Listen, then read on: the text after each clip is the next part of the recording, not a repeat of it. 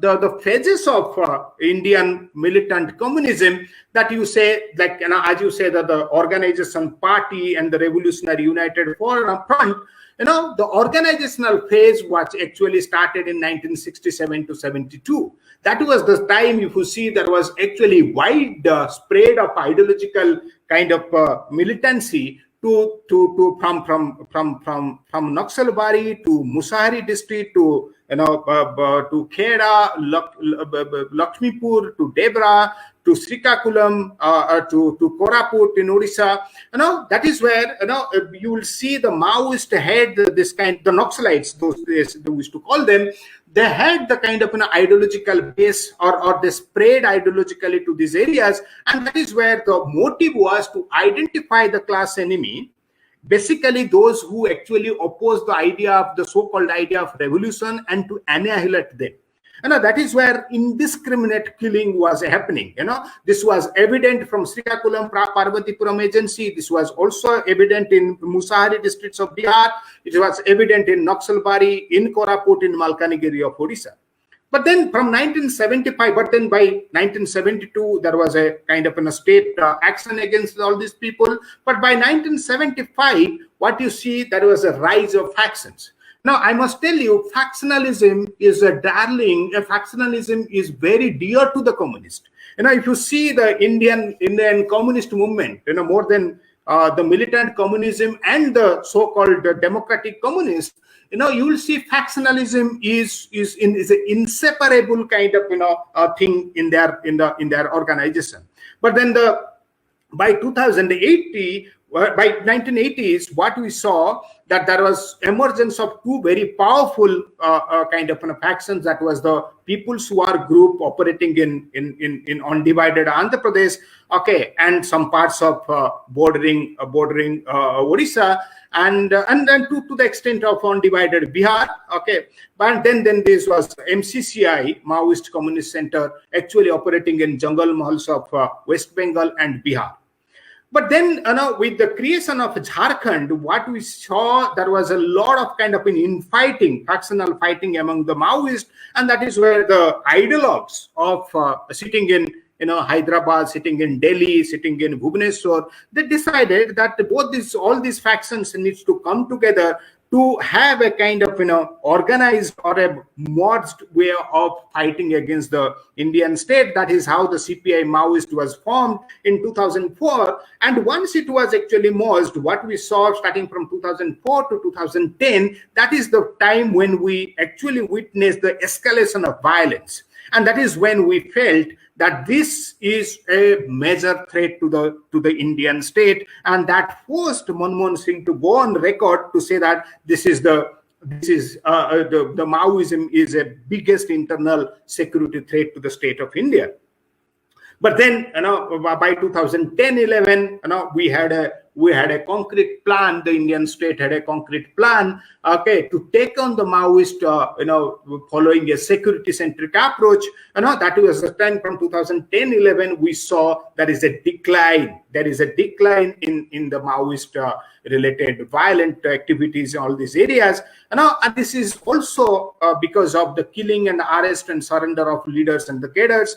And slowly, the most important thing which the state and many of the civil society organizations do not actually write in their documents, that the local people who initially supported these Maoists, they also started withdrawing their support. And I'll tell you why. Okay, and this is where you see by 2013-14 there was a tribal assertion against the Maoists, and this was actually very, very evident in Jharkhand. This was very evident in Odisha, in some parts of Chhattisgarh as well. The tribal leadership actually started questioning the very legitimacy of the Maoist.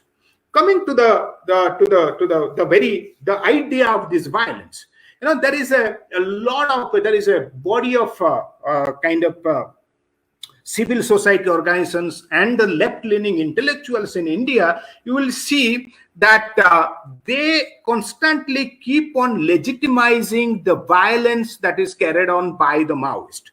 the books written by Manoranjan Mahanti and other people. So by 1976-77, Manoranjan Mahanti would come up with a book called The Revolutionary Violence. Okay, the revolutionary violence, meaning, this violence by the Maoist is not without a cause, hence is a legitimate kind of violence. Okay, that is where even today you see whatever the the kind of the violent activities carried on by the Maoist is very, very it's in a very organized manner, sort of legitimized by certain section of the media, certain section of the civil society and the intellectuals.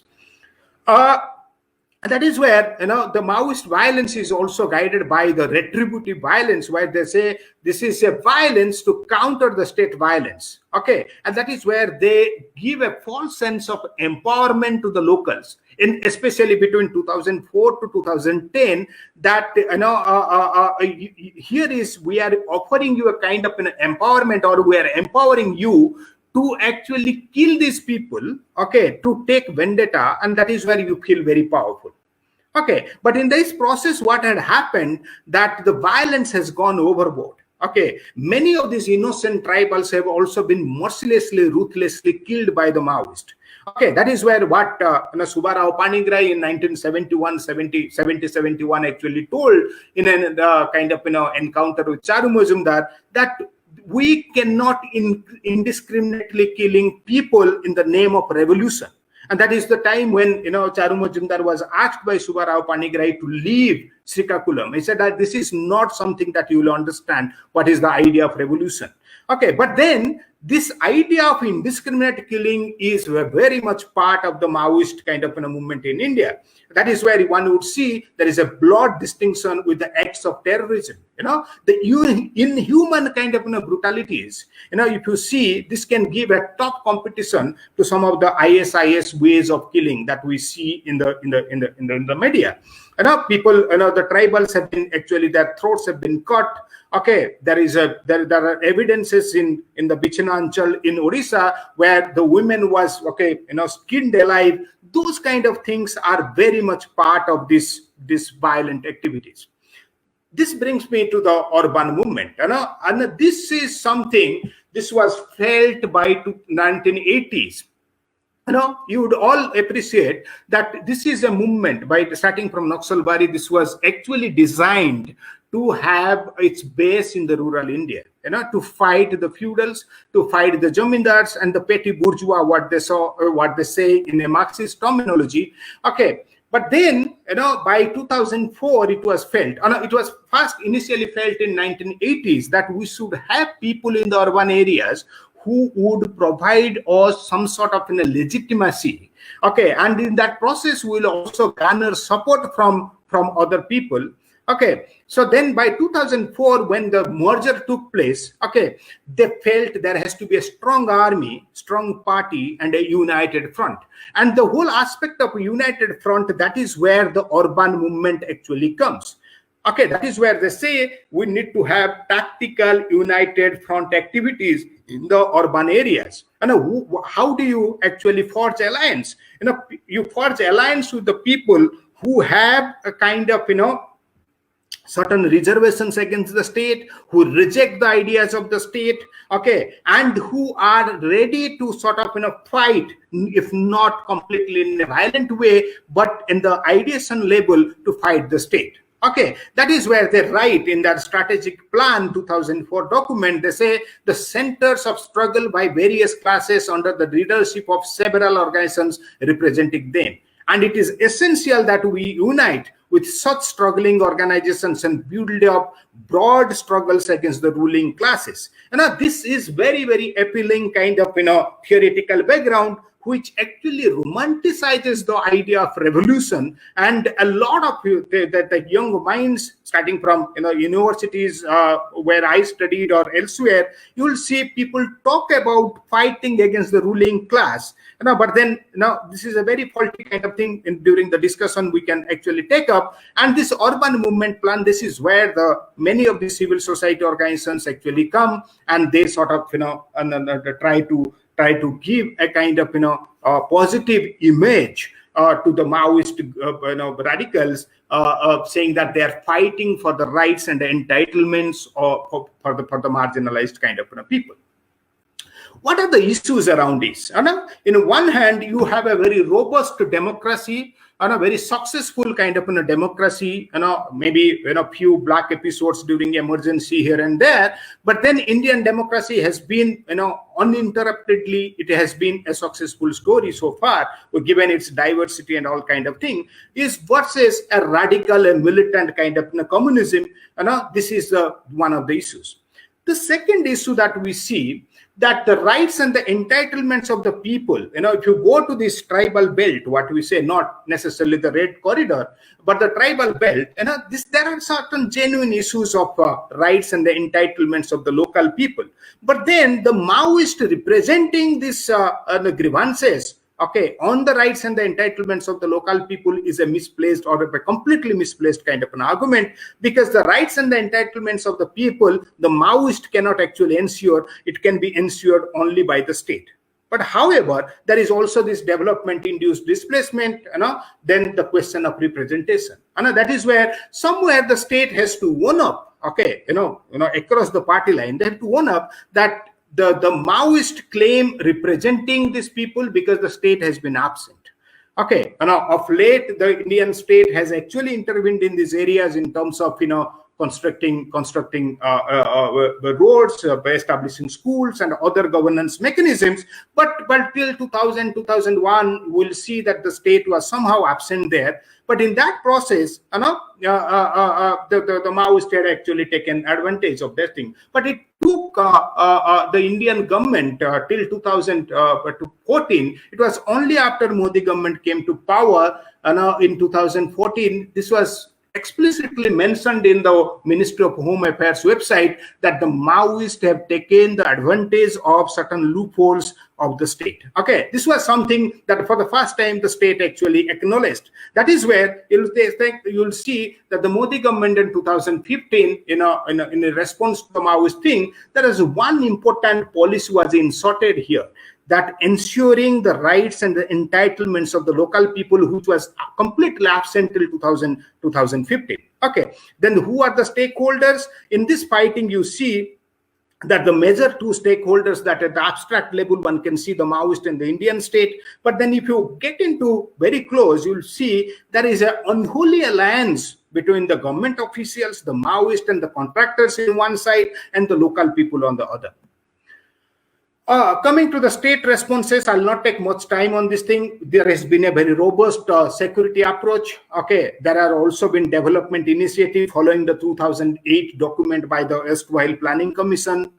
Then the important one is ensuring rights and the entitlements of the local people. This is a contribution of the Modi government in 2015. And this is where, when the tribal welfare affair minister was Joel Oram, he took a lot of initiative in providing a land registration document to a lot of tribal people. And this is also an important aspect and an important factor why Maoism actually reduced 2015 to 2020. If you see 2019-20, there is a lot of these tribal people who actually got their patta, the registration of the land records. They slowly started withdrawing their support from the Maoist.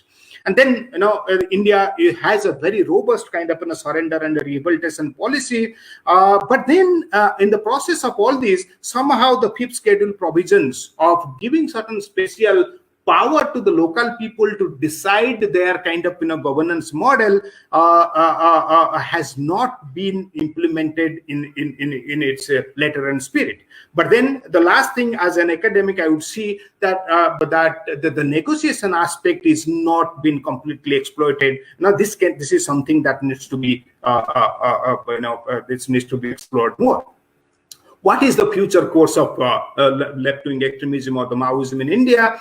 I would say that it from a biggest internal threat to Indian state, it has come to a major irritant. And this has been the journey of the Maoist. It is on a terminal decline. It is limited, as I told you, certain pockets in the Telangana, Andhra Pradesh, Chhattisgarh, Odisha, Jharkhand. There are multiple factions. As I told you, factionalism is very inseparable to all these things. But it has an impact at the perception level. Wherever the state or the government or the governance mechanism fails to a certain extent, okay, they feel that the Maoist is kind of, there is a possibility that the Maoist is a potential kind of, force which can ensure them certain justice. Okay, in that process, what we see in last 5-10 years, the Maoists have also deviated from their so-called revolutionary objectives. Okay, now the academic papers, policy briefs are emerging across the globe. They find that it has converted itself into an organized criminal group, and it is only limited to the extortion money and all that. And Jharkhand and Chhattisgarh is a classic example. But at the same time, as they are not in a hurry, they believe in the protracted kind of thing, they'll continue to take advantage of these governance loopholes here and there. Coming to the human rights situation. Okay, this Human Rights Watch wrote in 2015. They say that the local people between two sets of guns. Okay, now the same thing you'll see. All these civil society organizations or who claim to champion the rights or the entitlements of the local and marginalized people, they always sort of present to a one-sided kind of story. Of course, the local people have been between the two sets of the guns, but the one set of guns, literally controlled by the Maoists, they have been very, very unfair to the local people. Okay, that is where you will see that there is a systematic exploitation of the tribal. Okay, how it is that the tribal areas in this the entire tribal belt, you will see there is a diversity of identity of the tribals. Okay, there is the multiple tribal identities are there. But in the process of this so-called revolution, there is an imposed kind of identity over the tribals. Or the tribals are not called as a Santal or a Munda or a Parja or a Kandh or a Kui or a Gondi. Okay, they are all called as comrades now. Okay, in that process, the Maoists have created an atmosphere of fear. Okay, to the extent that the tribals are not, or the other marginalized communities in these areas, they have not been able to think very independently. Anthropological studies actually offer you this kind of insights that the tribals and the forest dwellers in these areas, they have been very, very independent thinking people. Okay, but in the name of revolution, okay, this has actually diluted that right of thinking independently by the Maoist. In that process, what you see that the tribals or the Maoists, in the name of revolution, they have also taken over, okay, the land and the other genuine grievances of the people. So, for example, one thing I'll tell you, the tendu leaves that is actually being collected in these forest areas, now it is not the tribal or the other marginalized communities, okay, or the forest dwellers who decide a rate, okay, and who decide a kind of contractor who he would say. Okay, it is decided by the Maoist. Okay, in that process, what the Maoists do, that whatever the money they get from the contractor, okay, some amount of the money is kept for the so-called revolutionary purpose, and the other thing actually distributed to the local people. Similarly, in Odisha, what you see, the Chasimulia Adivasi Sangh, which was actually mobilized by the Maoists to reclaim their land from the local zamindars and all that. Later stage, the tribal found that, or the other marginalized people, they found that the Maoists have taken over the entire 6,000 acres of the land, and this is very fertile land where you have this lemongrass cultivations and all that. Without any investment, each acre gives you 60,000 rupees profit every year. And they found that the Maoists are calling the shot to the extent that how much of production from the land a particular family will get will be decided by the revolutionary cause. And a substantial amount of this product from this thing in terms of money actually goes to the Maoist. To that extent, you will see the atmosphere of fear has also systematically been exploiting the tribals. In that process, we have the imposed representation over the local population. Okay, and in that process, what we see, the involvement of the civil society organizations and the legitimization of violence, I've told you. But some of these classic cases where the civil society organizations from my own state, so people like Praful Samantrai, Dandapani Mahanti, and all these people, they keep on writing in the local media, in the local dialects, and all these things, that the Maoists are a kind of a solution to the injustice, or the so-called injustice, okay, that the state has actually created for the people. In that process, what we see in terms of there has been, the local institutions have also been neglected. Okay, so when we are talking about the civil society organizations, there is a very notorious politics here. And the civil society organizations that are actually involved in legitimizing the violence, they are either Hyderabad based or Delhi based or Bangalore based. To put it in a conceptual, they are urban based civil society organizations like Arundhati Roy kind of people, okay, who are completely ignorant about the local dynamics. Okay, I have my personal encounter with many of these people. They do not know how a Gunda and a Poraja are actually different from each other. Okay, they also put the tribals into one particular bracket. Okay, but then there are genuine local institutions who are actually fighting for the rights and entitlements of the multiple groups in terms of their water resources, in terms of their land. They are completely sidelined. Okay, in that process, whoever actually opposes this revolution is actually given the label of a class enemy. And that is where I end. For all this human right kind of situation, there is a failure of the state. There is a failure of the state to the extent that it has substantially failed in securitizing the people. Okay, the people it actually represent.